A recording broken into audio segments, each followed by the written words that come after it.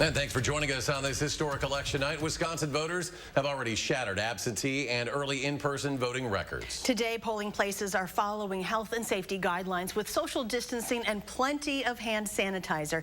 And election officials are urging patience. They say ballot counting could stretch into tomorrow and possibly beyond that. We have team coverage all night as election results do start rolling in. Amanda Quintana is live downtown with a look at the state's top legislative races. But first, with 2 hours left to vote, Jamie Perez is live outside the Elver Park polling place on Madison's west side. Maddie O'Neill live outside the City County building with an update on the City of Madison turnout. Maddie?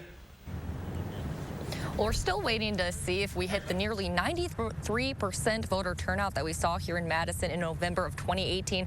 Currently, that number sits at 67%. That's a total of both absentee and in-person ballots processed so far. I spoke with both the Madison and Dane County clerk about where they're sitting. They say, knock on wood, everything is going smoothly so far. They tell me they feel prepared going into this election, even with record-setting numbers of absentee ballots. Here in Madison, workers at polling places have been processing absentee ballots as they can alongside in-person votes. As of 4 p.m., more than 80% of Madison's more than 120,000 absentee ballots had been processed. Madison's clerk says she thinks the goal of counting them all by the time polls close at 8 p.m. will be met without too much of an impact on timing of results.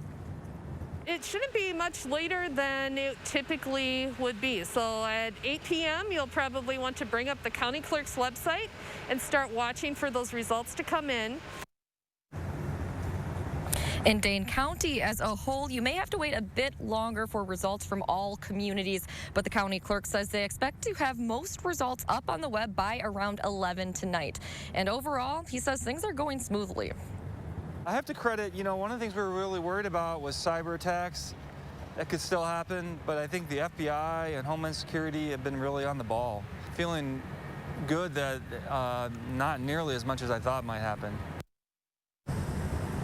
The Dane County clerk expects about 80% of total votes to be absentee.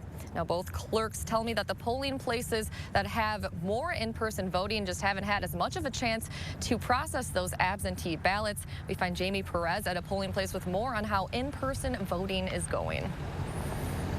Well, here at Elver Park right now, things are actually pretty slow and pretty quiet for the most part. About an hour ago, there was a little bit of a rush as people were getting off work to cast their ballots after they finished up there. But right now, a majority of the people that you see in the tent here are election poll workers. And remember that you have until 8 o'clock, so about 2 more hours if you want to cast your ballot. Obviously, this year with the pandemic, things are very different in terms of this election process. Here at Elver, people usually vote inside of the pavilion, but this year, for the very first time, they've expanded the voting area outside to a tent where they can better comply with social distancing.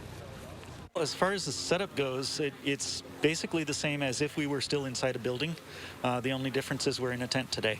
And we're in the tent because we're able to more properly socially distance, and we can spread out a little bit more and be a little more comfortable with the distance between each other and with all the things that we need to do.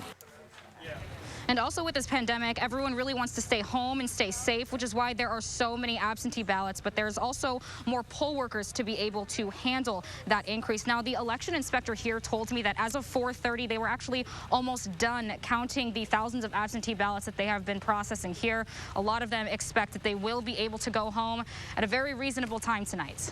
All right, Maddie and Jamie, thank you very much. I want to remind people, the polls close at 8 p.m. and if you're in line at 8 o'clock, you will be able to vote. For any Madison area voters who need a ride to their polling place, Union Cab is offering free rides to your polling place and back home. Ride-sharing services Uber and Lyft are offering deals nationwide on this election day. Uber offering $10 off your ride to vote. Lyft offering 50% off a ride up to $10 using the code 2020VOTE.